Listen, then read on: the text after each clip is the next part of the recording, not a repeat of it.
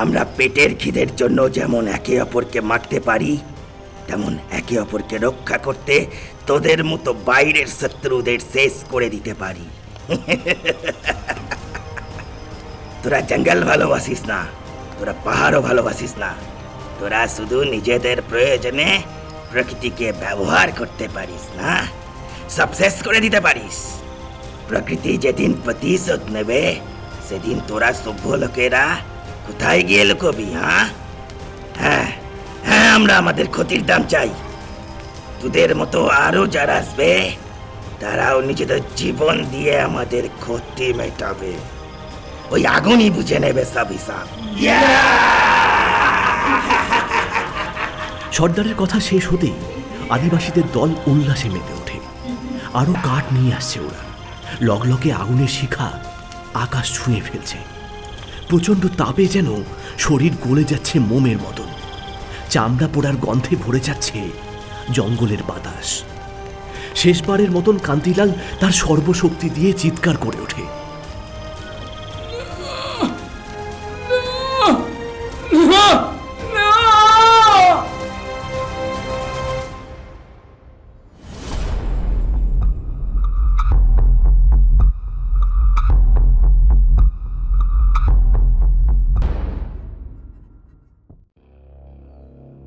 Down mystery lane আপনাকে স্বাগত জানায়।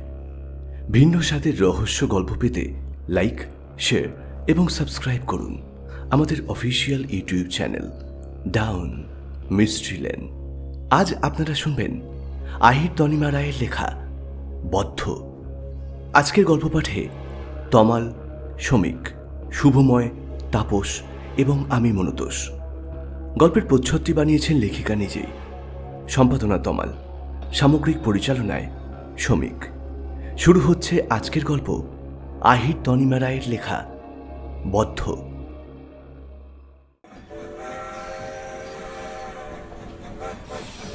সময়টা 70-এর দশক। সদ্য ভারতে কয়লা শিল্পের জাতীয়করণ ঘটেছে। কয়লা মন্ত্রক কয়লা নিষ্কাশন এবং বিতরণ ক্ষমতা সম্প্রসারণের জন্য রেলপথ মন্ত্রণালয়ের সহযোগিতায় নতুন নতুন রেলপথ নির্মাণে উদ্যোগী হয়েছে। আর তারই একটা হলো ওড়িশা থেকে ঝাড়খণ্ড হয়ে বিহার পর্যন্ত বিস্তৃত এই নতুন রুট। এই দীর্ঘ রুটে জনবসতির তুলনায় বনাঞ্চলই বেশি। নতুন পাতা ট্রাকে পরীক্ষামূলকভাবে মালগাড়ি চালানো হচ্ছে। এর আগেও কয়েকবার এই রুটে মালগাড়ি চালানোর চেষ্টা করা হয়েছিল, তবে কোনো না কোনো কারণে সেই প্রচেষ্টা ব্যর্থ হয়েছে। কখনো অদ্ভুতভাবে মাইলের পর মাইল রেল লাইন জুড়ে পড়ে থেকেছে শিকড় উপড়ানো গাছের সারি। কখনো ট্রাকের নিচের মাটিতে ধস নেমেছে আচমকায়, নয়তো ট্রাকের উপর হামলা চালিয়েছে বুনো হাতির দল। কাজেই এই রুটে মালগাড়ির গার্ড হিসেবে কান্তিলাল সাহুর আসার খুব একটা সদিচ্ছা ছিল না। তবুও আসতে হলো, যতই হোক ডিউটি বলে কথা। মালগাড়ির চাকার একঘেয়ে ঘটর ঘটর শব্দে চোখ দুটো যেন জুড়িয়ে আসছে কান্তিলালের। রাত অনেক হয়েছে, তার উপর একটানা জঙ্গলের পথ। বাইরে ঘুটঘুটে অন্ধকারে মাঝে মধ্যে এক আধটা জোনাকি ছাড়া আর কিছুই নজরে আসছে না। ব্রেক ভ্যানের দরজায় দাঁড়িয়ে গোটা কতক সিগারেট তার শেষ করা হয়ে গেছে। যদিও এইরকম তার কখনো হয় না। ডিউটিতে সে যথেষ্ট তৎপর, কিন্তু আজ যেন কিছুতেই সে দু চোখের পাতা খুলে রাখতে পারছে না। অগত্যা সঙ্গে থাকা পাতলা শতরঞ্চিটা ব্রেক ভ্যানের মেঝেতে পেতে শরীরের গিঁটগুলো একটু ছাড়িয়ে নিতে উদ্যোগী হলো সে। কখন যে তার দু চোখ ঘুমে জড়িয়ে এসেছে সে নিজেও জানে না।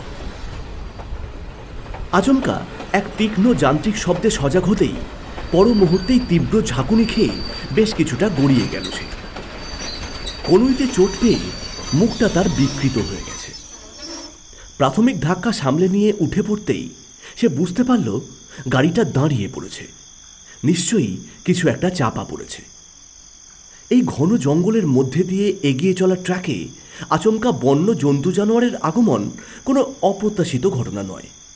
ভাগ্য ভালো যে ড্রাইভার সময় মতো ব্রেক কষেছে, না হলে গাড়ি লাইনচ্যুত হওয়ারও সম্ভাবনা ছিল। কিন্তু বেশ কিছু সময় কেটে যাওয়ার পরেও গাড়ি এগোচ্ছে না দেখে বিষয়টা জানার জন্য সে টর্চ নিয়ে নেমে পড়ল। ইঞ্জিনের কাছাকাছি পৌঁছতেই তার নজরে এলো ড্রাইভার আর ফায়ারম্যানও নিচে নেমে এসেছে। এদিকে ওদিকে টর্চের আলো ফেলে যেন কিছু দেখার চেষ্টা করছে। কান্তিলাল ড্রাইভারকে উদ্দেশ্য করে ডেকে উঠল, কি হলো কুমারেশ, কি খুঁজছো? বয়সে নবীন কুমারেশের মুখেও এক বিস্মিত অভিব্যক্তি। সে কিছু উত্তর দেওয়ার আগেই ফায়ারম্যান রামশরণ যার পণ্যায় আতঙ্কিত এবং বিরক্ত স্বরে আগ বাড়িয়ে বলে উঠল, मैंने सबको कितना बार बोला जो पूजा करके निकलते हैं, लेकिन कुमारेश जी ने मेरा एक नहीं सुना। आप समझो। শেষ কথাটা সরাসরি কুমারেশকে উদ্দেশ্য করেই বলে উঠল পঞ্চাশোর্ধ্ব রামশরণ। কান্তিলাল বুঝতে পারল না হঠাৎ এই জঙ্গলের মাঝখানে মালগাড়ি দাঁড়িয়ে পড়ার সঙ্গে পুজো পাঠের কী সম্পর্ক। সে কুমারেশকে জিজ্ঞেস করল, কি বলছে ও, আর এখানেই বা কি হয়েছে? কুমারেশ রামশরণের জ্বলন্ত দৃষ্টি এড়িয়ে একটু ইতস্তত করে উত্তর দিল, সেটাই তো বুঝতে পারছি না কান্তিবাবু। স্পষ্ট দেখলাম বুনো শুয়োরের মতো জন্তুটা আচমকা ট্রাকে লাফিয়ে উঠল। ব্রেকও কষলাম, তাও ধাক্কা এড়াতে পারলাম না। কিন্তু তারপর इंजन गड़बड़ हो गया, अब गाड़ी नहीं चलेगी साहब। রামশরণ চোখ পিটপিট করে বলে উঠল। মানে? জিজ্ঞাসু চোখে কান্তিলাল কুমারেশের দিকে তাকায়। ও ঠিক বলছে কান্তিবাবু, আপনাকে পুরো ব্যাপারটা খুলে বলি, তাহলে আপনি বুঝতে পারবেন। আমি তো জন্তুটাকে দেখে ব্রেক কষলাম, অথচ রামশরণ বলছে ওর চোখে তো কিছুই পড়েনি। তখনও কয়লা চালছিল না, কাজেই ওরও চোখে পড়ার কথা, কিন্তু ও বলল ও কিছুই দেখেনি। আমি ওকে জোর করে টেনে নিচে নামালাম জন্তুটাকে দেখাবো বলে, কিন্তু এখানে কিছুই দেখতে পেলাম না। তখন থেকেই ও বলতে শুরু করেছে এসব কোনো অশুভ ইঙ্গিত। যেহেতু আমি গাড়ির পুজো করাইনি, তাই নাকি এরকম ঘটেছে বলে ট্র্যাকের ওপর টর্চের আলো ফেলল কুমারেশ। এবার কান্তিলালেরও অবাক হওয়ার পালা। ট্রাকের উপর সত্যিই কোনো আহত জন্তু পড়ে নেই। আদৌ জন্তুটা আহত হয়েছিল কিনা সেটাই সন্দেহ, কারণ এক ফোঁটা রক্তের ছিটেও কোথাও পড়ে নেই। কিন্তু এটা কি করে সম্ভব? এতকালের অভিজ্ঞতা থেকে কান্তিলাল এইটুকু জানে যে এত জোরে ধাক্কা লাগলে যে কোনো পশুর পক্ষেই প্রাণে বাঁচা রীতিমতো অসম্ভব। সেখানে যদি এও ধরে নেওয়া যায় যে জন্তুটা শুধুমাত্র আহত হয়েছিল, তাহলে সে গেল কোথায়? ট্র্যাক দেখে মনে হচ্ছে যেন কিছুই ঘটেনি। এতক্ষণে রামশরণের অভিযোগের সারমর্ম কান্তিলাল উদ্ধার করতে পারল। এই রুটে আসতে হবে জেনেই নিশ্চয়ই সে কুমারেশকে গাড়ির পুজো করাতে উপদেশ দিয়েছিল। কুমারেশ বয়সে তরুণ, তার উপর শহুরে মানুষ। গ্রাম্য রামশরণের উপদেশ সে নিশ্চয়ই কুসংস্কার ভেবে কানে তোলেনি। তাই এই মাঝরাতের উটকো বিপত্তিতে রামশরণ তাকেই দোষের ভাগী করেছে। কান্তিলালের কপালে গভীর চিন্তার রেখা ফুটে উঠল। ভ্রু কুঁচকে একটা চাপা দীর্ঘশ্বাস ছেড়ে সে বলল, মনে হয় জন্তুটা তেমন কিছু আঘাত লাগেনি, বেঁচে গেছে। কই কই দেখি তো, কেমন ইঞ্জিন স্টার্ট হচ্ছে না। চলো উপরে ওঠো। ড্রাইভার এবং ফায়ারম্যানকে সঙ্গে নিয়ে কান্তিলাল উপরে উঠে এলো, কিন্তু বহু চেষ্টাতেও রেলগাড়ির চাকা এক চুলো সামনে এগোলো না। কিছুতেই ইঞ্জিন স্টার্ট করা গেল না। কি হবে কান্তিবাবু, এখন উপায়?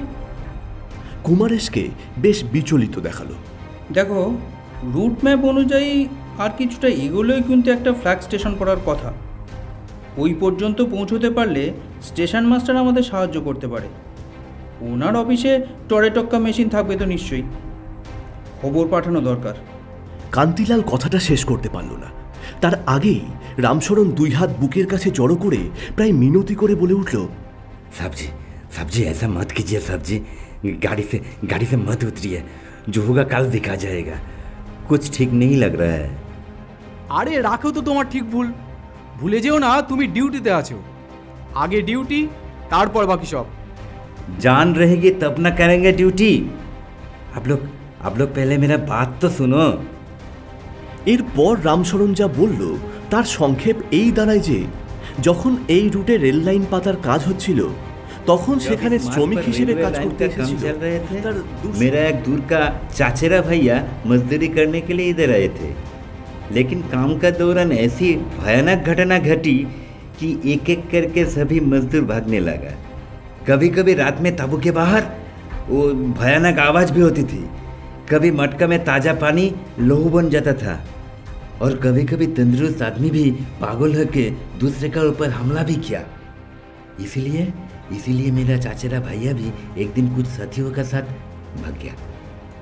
এসব শুনে কান্তিলাল বিরক্ত দৃষ্টিতে তাকালো রামশরণের দিকে। শোনো রামশরণ, সামান্য কটা টাকার বিনিময়ে শ্রমিকদের যে হাড় ভাঙা পরিশ্রম করতে হতো, তার হাত থেকে বাঁচতেই এই সমস্ত আষাঢ়ে গল্প ফেঁদে পালিয়ে আসতো তারা। তার সঙ্গে আজকের এই ইঞ্জিন বিগড়ানোর কোনো সম্পর্কই নেই। এটা একটা যান্ত্রিক ত্রুটি, আর আমাদের যত তাড়াতাড়ি সম্ভব একটা ব্যবস্থা নিতে হবে। কুমারেশ, চলো চলো আমরা এগোই। চলুন কান্তিবাবু। আর রামশরণ, তুমি যদি না যেতে চাও তাহলে এখানেই দরজা বন্ধ করে বসে থাকো। রামশরণ আরও কিছু বলতে চাইছিল, কিন্তু দুজন সাহেবের রক্তচক্ষু দেখে আর কথা বাড়ালো না। তাকে রেখেই অন্ধকার ট্রাকের ওপর টর্চের আলো ফেলতে ফেলতে দুজনে এগিয়ে চলল। মিশকালো অন্ধকার যেন তরল আলকাতরার মতন লেপ্টে আছে চারপাশে। সেই গাঢ় অন্ধকার চিরে এগিয়ে যাওয়া যথেষ্ট কষ্টসাধ্য। উপরন্তু ট্রাকের নিচে ছড়িয়ে থাকা এবড়ো খেবড়ো পাথর। দুজনেই বেশ সাবধানেই এগিয়ে যাচ্ছিল, কিন্তু আচমকায় কিভাবে যেন পা হড়কে গেল কুমারেশের। লাইনের উপর সশব্দে আছাড় খেয়ে বেশ খানিকটা নিচে গড়িয়ে গেল সে। অসহ্য যন্ত্রণায় তার গলা থেকে গোঙানি ঠেলে বেরিয়ে। কান্তিলাল সঙ্গে সঙ্গে তাকে সাহায্য করতে এগিয়ে গেল। কুমারেশ, কি হলো কি কুমারেশ? টর্চের আলোয় দেখা গেল কুমারেশের ট্রাউজারের ডান হাঁটুর কাছ থেকে শুরু করে একদম নিচে পর্যন্ত ট্রাউজারখানা ছিঁড়ে ফালা ফালা হয়ে গেছে। রক্তে ভেসে যাচ্ছে তার পা। হাঁটুর নিচ থেকে পায়ের পাতা পর্যন্ত লম্বালম্বি গভীর একটা ক্ষত সৃষ্টি হয়েছে। কান্তিলাল তার পকেট থেকে রুমালটা বার করে যতটা সম্ভব বেঁধে দিল সেই ক্ষতস্থানের উপর। কান্তিলাল উদ্বিগ্ন স্বরে জানতে চাইল, ইস, এ তো দেখছি প্রচুর রক্ত বেরোচ্ছে, হাঁটতে পারবে? কোনো মতে মাথা নেড়ে কুমারেশ সাই দিল। এছাড়া অন্য কোনো উপায় যে নেই। দাঁতে দাঁত চেপে সে উঠে দাঁড়ালো। তারপর কান্তিলালের কাঁধে ভর দিয়ে ট্র্যাক বরাবর খুঁড়িয়ে খুঁড়িয়ে এগিয়ে চলল। প্রায় 1 ঘন্টা যাবৎ লাইন ধরে হাঁটার পর দূরে একটা আবছা হলদেটে আলো দেখতে পাওয়া গেল। অবশেষে দুজনের হৃদয়ে একটু যেন আশার সঞ্চার হল। চলার গতি সামান্য যেন বেড়ে গেল। আলোকিত জায়গাটায় পৌঁছতেই কান্তিলাল হাঁপ ছাড়ল। এই সেই ফ্ল্যাগ স্টেশন। একটাই মাত্র ল্যাম্পপোস্টে জ্বলে থাকা হলদেটে আলো যেন অন্ধকারকেই আরো প্রশ্রয় দিচ্ছে। কুমারেশের আর এক পাও চলার শক্তি নেই। সে ওই ল্যাম্পপোস্টের নিচেই বসে পড়ল, আর কান্তিলাল এগিয়ে গেল স্টেশন মাস্টারের অন্ধকার ঘরের দিকে। কিন্তু কাছে পৌঁছতে সে বুঝল ঘরটা বন্ধ। কোথায় গেল স্টেশন মাস্টার? তার সঙ্গের পরিচারকই বা কোথায়? এত কষ্ট করে এতদূর আসা কি তবে ব্যর্থ হয়ে গেল? তেষ্টায় গলা শুকিয়ে কাঠ। শরীরে আর একটুও চলার শক্তি নেই। হতাশা যে মানুষকে আরোই দুর্বল করে দেয় তা কান্তিলাল হাড়ে হাড়ে টের পাচ্ছে। কুমারেশের অবস্থা তো আরোই শোচনীয়। একটু জলের খুবই প্রয়োজন তার। বাধ্য হয়ে এদিকে ওদিকে টর্চের আলো ফেলে দেখতে লাগলো কোনো চাপকল বা কুয়ো চোখে পড়ে কিনা। কিন্তু আবারও তাকে হতাশ হতে হলো। এই পাণ্ডব বর্জিত স্থানে এখন সকাল হওয়ার অপেক্ষা করা ছাড়া আর কোনো উপায় নেই। কান্তিলালের মনে হতে লাগলো এর চেয়ে রামশরণের কথা শুনলেই বোধহয় তাদের ভালো হতো। ক্লান্ত পায়ে কুমারেশের পাশে এসে বসল সে। তার মুখের অভিব্যক্তি দেখেই কুমারেশ বুঝে গিয়েছে যে এত পরিশ্রম তাদের ব্যর্থ হয়েছে। সে ল্যাম্পপোস্টের খুঁটির গায়ে মাথা এলিয়ে চোখ বন্ধ করে নিল। তার শরীরটা ক্রমশ অবশ হয়ে আসছে। কান্তিলালের চোখেও থাবা বসিয়েছে ক্লান্তির ঘুম। শুকনো ঠোঁটে জিভ বুলিয়ে সেও হাঁটুতে মাথা ঠেকিয়ে চোখ বন্ধ করে বসল।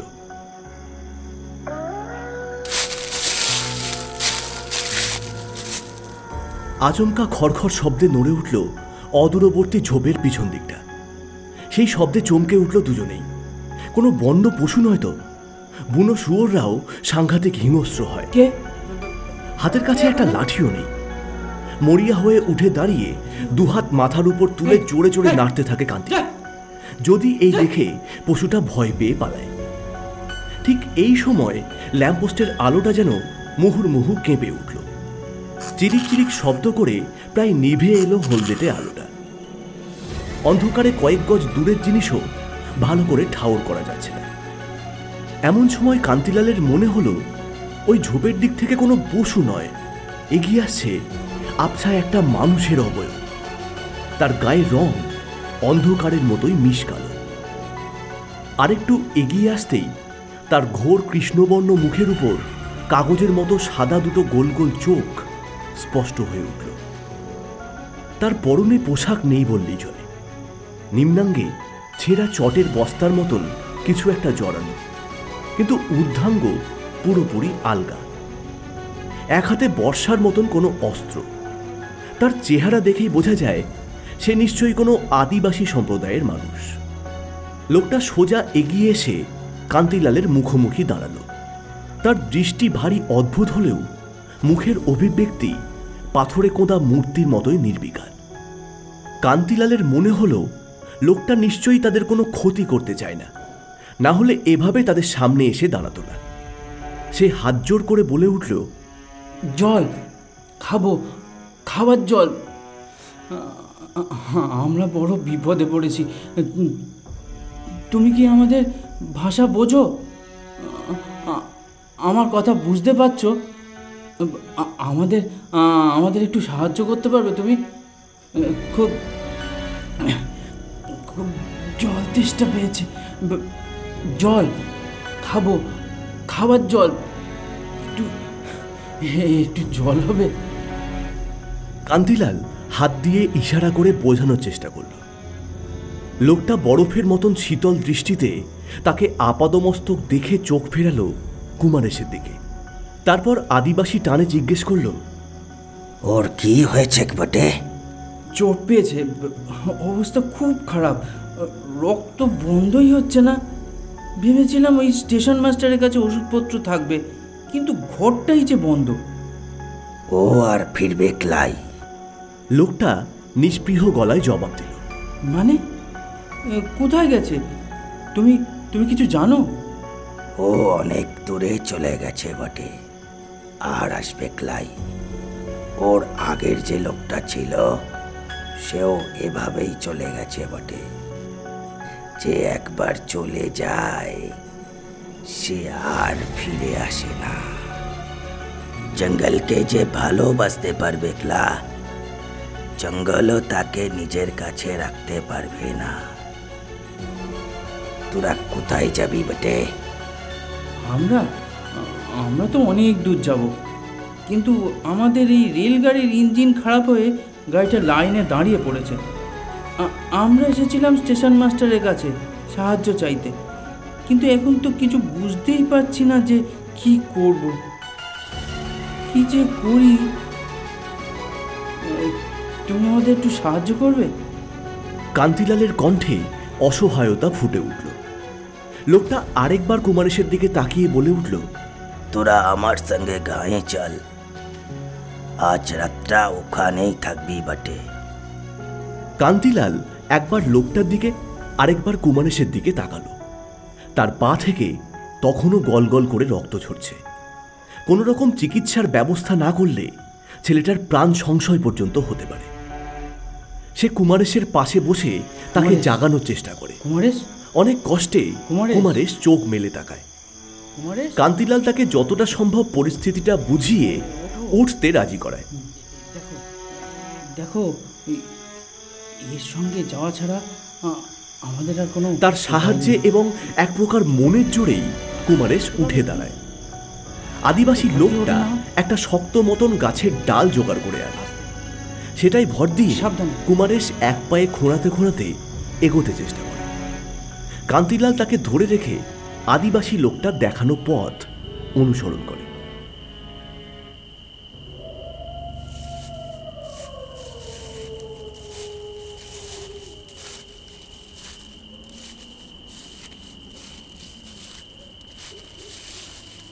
ঘন জঙ্গলের ভিতর দিয়ে এবড়ো খেবড়ো পথ ধরে কতদূর যে তারা হেঁটে এসেছে তা বোঝার মতন আর শক্তি কান্তিলালের অবশিষ্ট নেই।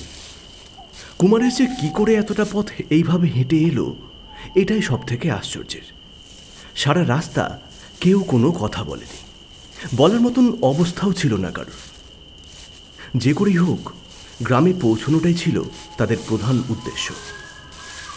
এখন পিচের মতন অন্ধকারে জোনাকির মতন জ্বলতে থাকা টিমটিমে আলোগুলো দেখে যেন মনে একটু বল ফিরে পেল কান্তিলাল। তবে যতই সে সামনে এগোয় তার চোখে যেন ধাঁধা লেগে যেতে থাকে। একবার মনে হচ্ছে টিমটিমে আলোগুলো কোনো বাতি বা প্রদীপের শিখা, আরেকবার মনে হচ্ছে সবই যেন চোখের ভুল, ওগুলো জোনাকি।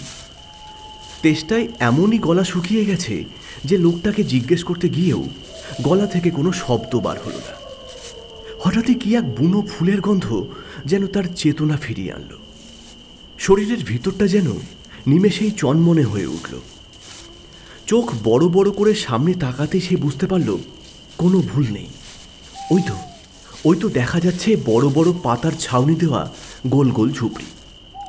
প্রত্যেকটা ঘর প্রদীপের কম্পিত আলোয় আলোকিত। বাতাসে আগুনে ঝলসানো মাংসের গন্ধ ভেসে আসছে।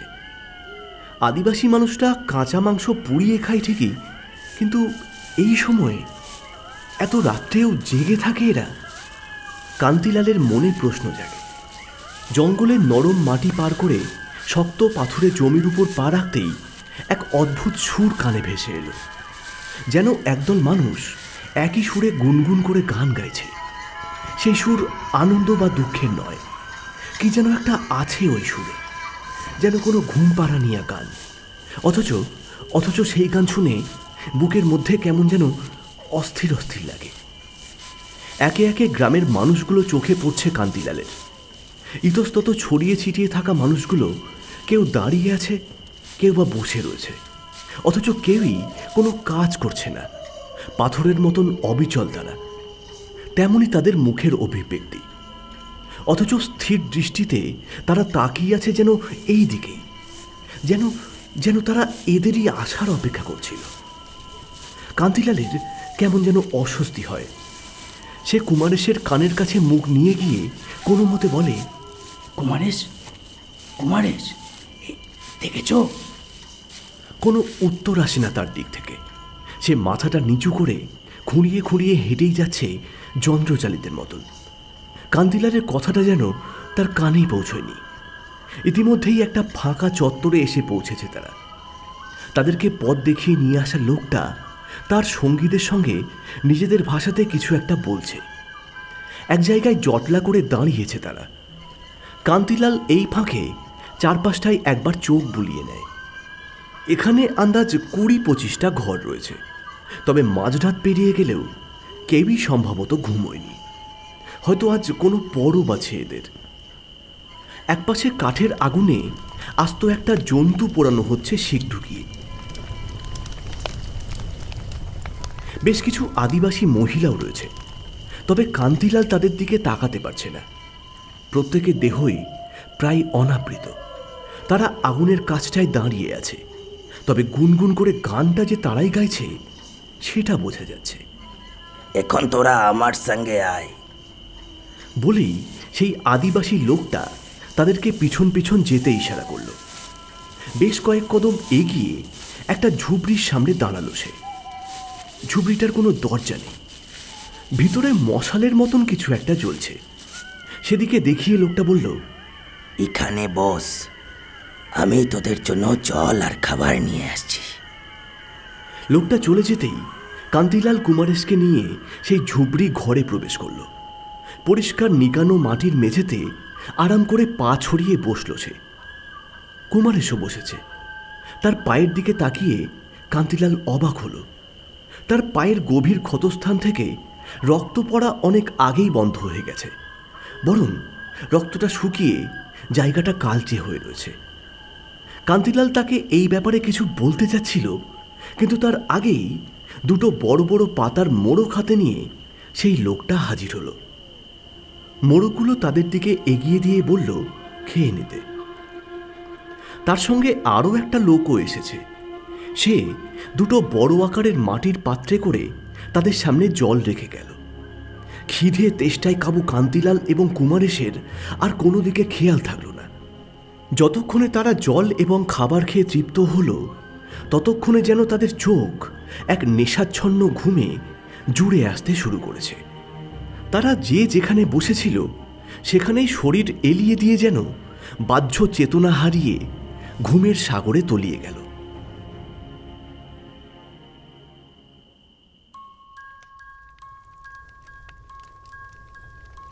মাথাটা প্রচণ্ড ভার কান্তিলালের।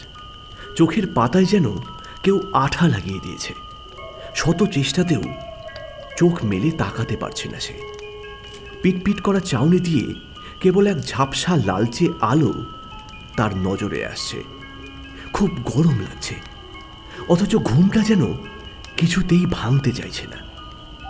সে পাশ ফেরার চেষ্টা করল, কিন্তু কিছুতেই যেন হাত পা নাড়ানো যাচ্ছে না।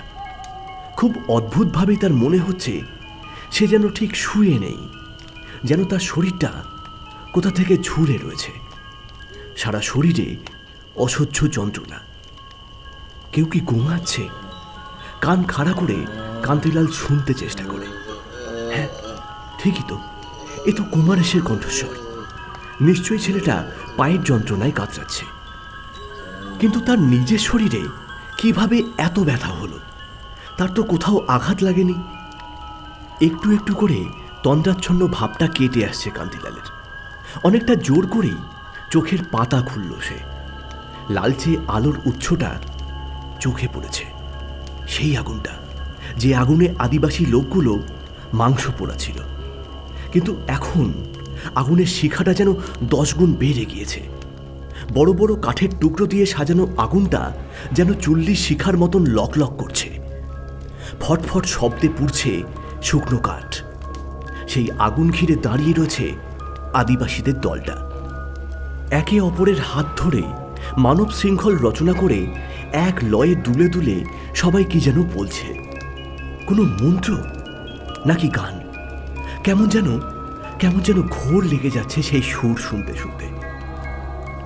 হঠাৎই চাপা গোঙানির শব্দে যেন হুঁশ ফিরল কান্তিলালের।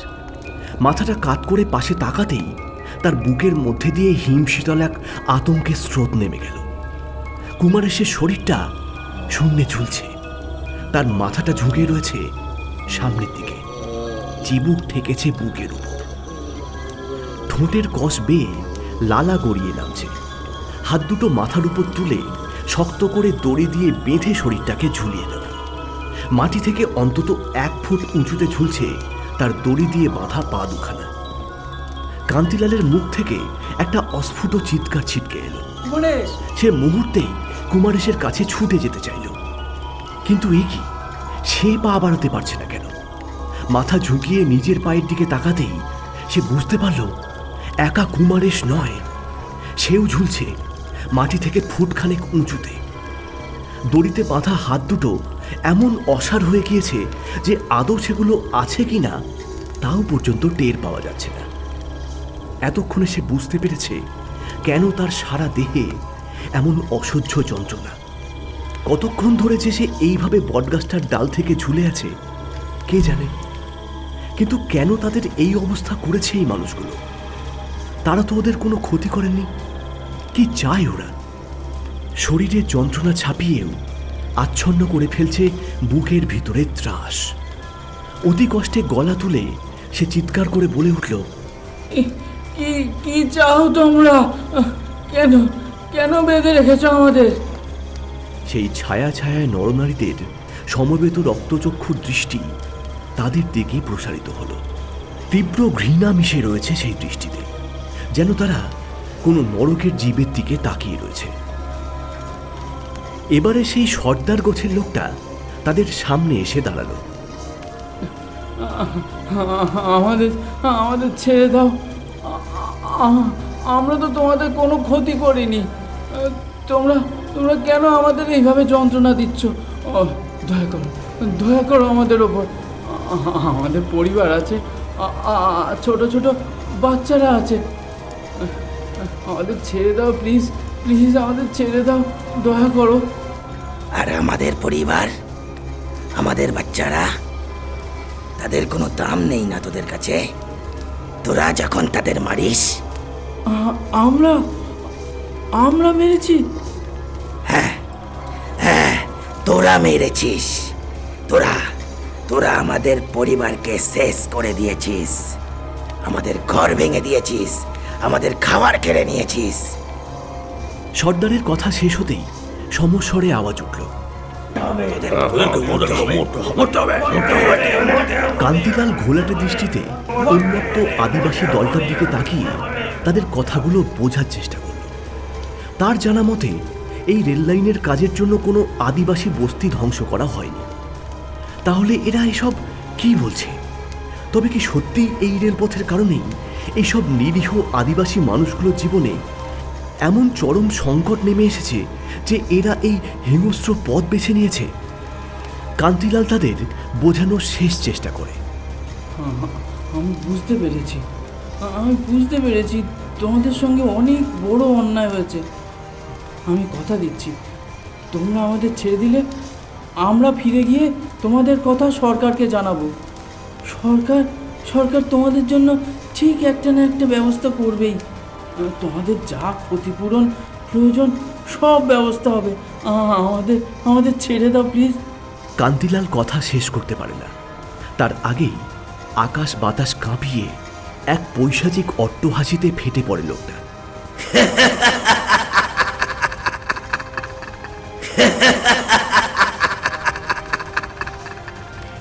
তোরা আমাদের ক্ষতি মিটিয়ে দিবি? পারবি? এত ক্ষমতা তোদের সরকারের আছে? তুই কি ভেবেছিস শুধু এই কটা মানুষ মিলে আমাদের পরিবার? হ্যাঁ, এই কটা ঘরই আমাদের থাকার জায়গা? তাহলে শোন, আমরা হলাম এই জঙ্গলের সন্তান। এই জঙ্গল, এই মাটি, ওই পাহাড় আমাদের ঘর। এই জঙ্গলে যত পশু আছে, ওই আকাশে যত পাখি আছে, ওই নদীতে যত মাছ আছে, সবাই আমাদের পরিবার। আমরা পেটের খিদের জন্য যেমন একে অপরকে মারতে পারি, তেমন একে অপরকে রক্ষা করতে তোদের মতো বাইরের শত্রুদের শেষ করে দিতে পারি। তোরা জঙ্গল ভালোবাসিস না, তোরা পাহাড়ও ভালোবাসিস না, তোরা শুধু নিজেদের প্রয়োজনে প্রকৃতিকে ব্যবহার করতে পারিস না, সব শেষ করে দিতে পারিস। প্রকৃতি যেদিন প্রতিশোধ নেবে সেদিন তোরা সভ্য লোকেরা কোথায় গিয়ে লুকবি? হ্যাঁ, আমরা আমাদের ক্ষতির দাম চাই। তোদের মতো আরো যারা আসবে তারাও নিজেদের জীবন দিয়ে আমাদের ক্ষতি মেটাবে। ওই আগুনই বুঝে নেবে সব হিসাব। সর্দারের কথা শেষ হতেই আদিবাসীদের দল উল্লাসে মেতে ওঠে। আরো কাঠ নিয়ে আসছে ওরা। লগলগে আগুনের শিখা আকাশ ছুঁয়ে ফেলছে। প্রচণ্ড তাপে যেন শরীর গলে যাচ্ছে মোমের মতন। চামড়া পোড়ার গন্ধে ভরে যাচ্ছে জঙ্গলের বাতাস। শেষবারের মতন কান্তিলাল তার সর্বশক্তি দিয়ে চিৎকার করে ওঠে।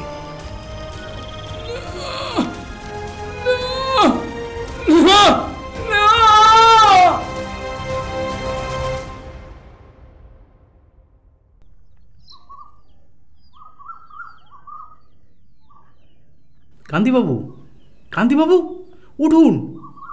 কুমারেশের গলার স্বর আর দুই কাঁধের মৃদু ঝাঁকুনিতে কান্তিলাল চোখ মেলে তাকায়। চোখের সামনে ঝুঁকে আছে কুমারেশের চিন্তিত মুখ। ধরফর করে কান্তিলাল উঠে বসে, জড়িয়ে ধরে কুমারেশকে। তুমি ঠিক আছো? আমরা বেঁচে গেছি তাহলে? বলতে বলতেই চারপাশটায় নজর পড়ে কান্তিলালের। কোথায় সেই জঙ্গল? তারা বসে রয়েছে রেল ইঞ্জিনের কামরায়। ধাতস্থ হতে কিছুটা সময় লাগে কান্তিলালের। তবে কি এতক্ষণ ধরে সে স্বপ্ন দেখছিল? আমি ঠিক আছি কান্তিবাবু, কিন্তু কিছু বুঝতে পারছি না কি হচ্ছে। কান্তিলাল কুমারেশের হতভম্ব মুখের দিকে তাকিয়ে বুঝতে পারে কিছু একটা হিসেব মিলছে না। কুমারেশ বলতে থাকে, আমার মনে আছে আমরা দুজন কাল রাতে রেল লাইন বরাবর হেঁটে যাচ্ছিলাম স্টেশনের উদ্দেশ্যে।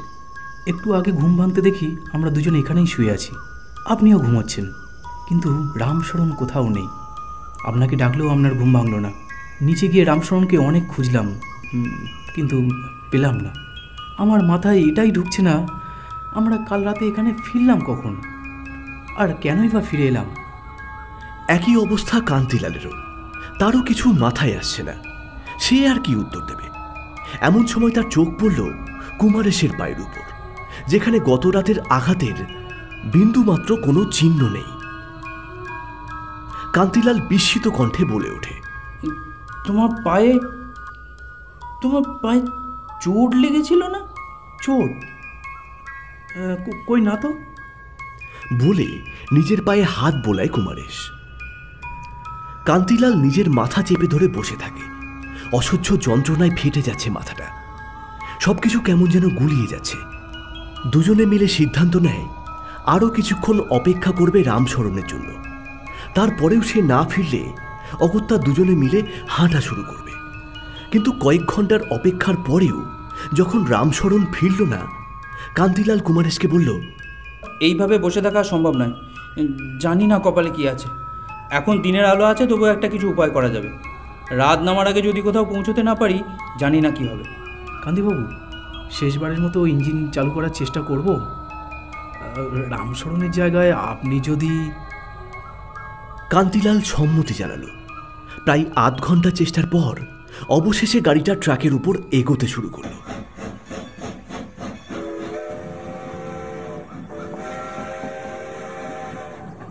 থমথমে মুখে ওরা দুজন সামনের দিকে তাকিয়ে রইল। তারা ধারণা করে নিয়েছে যে রামশরণ হয়তো রাত্রে প্রকৃতির ডাকে সাড়া দিতে নিচে নেমেছিল। সেই সময় হয়তো সে কোনো বন্য জন্তুর দ্বারা আক্রান্ত হয়েছে। এই ঘন জঙ্গলের মধ্যে তাকে খুঁজতে যাওয়াটা বোকামি ছাড়া আর কিছুই নয়। পরিস্থিতি অনুযায়ী অনেক সময় মানুষকে অনেক কঠিন সিদ্ধান্ত নিতে হয়। তাই আর পিছনে না তাকিয়ে কান্তিলাল এবং কুমারেশ তাদের মালগাড়ি ছোটালো সেই অভিশপ্ত ট্র্যাক বরাবর।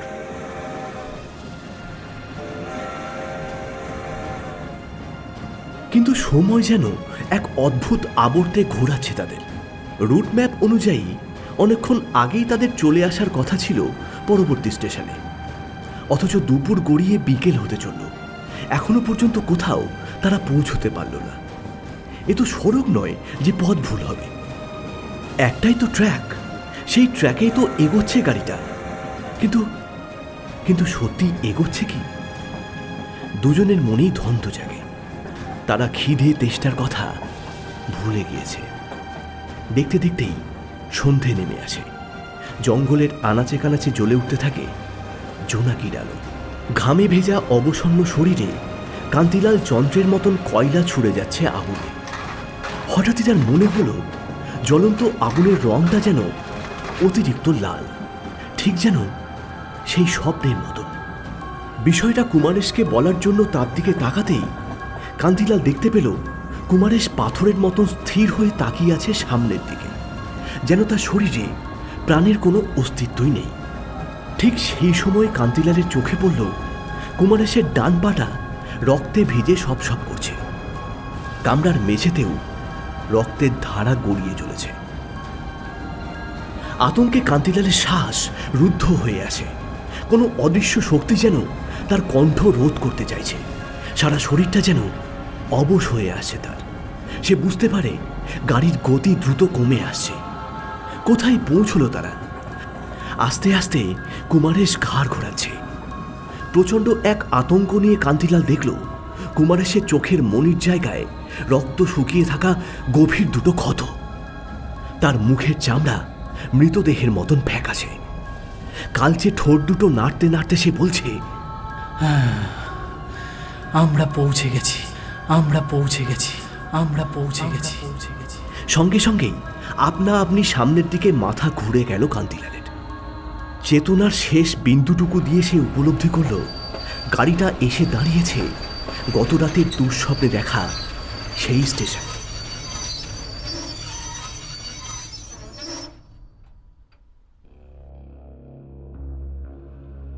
এতক্ষণ আপনারা শুনলেন আহির তনিমা রায়ের লেখা বদ্ধ। আজকের গল্প পাঠে ছিল তমাল, শ্রমিক, তাপস, শুভময় এবং আমি মনতোষ। সম্পাদনা তমাল, পোস্টার ডিজাইন আহির তনিমা রায়, সামগ্রিক পরিচালনায় শ্রমিক। যদি গল্পটি আপনাদের ভালো লেগে থাকে তাহলে অতি অবশ্যই লাইক করবেন, শেয়ার করবেন এবং কমেন্টের মাধ্যমে আপনার মূল্যবান মতামত জানাবেন। ও ভালো কথা, এখনও যদি সাবস্ক্রাইব না করে থাকেন তাহলে অতি অবশ্যই সাবস্ক্রাইব করুন আমাদের official YouTube channel down mystery land.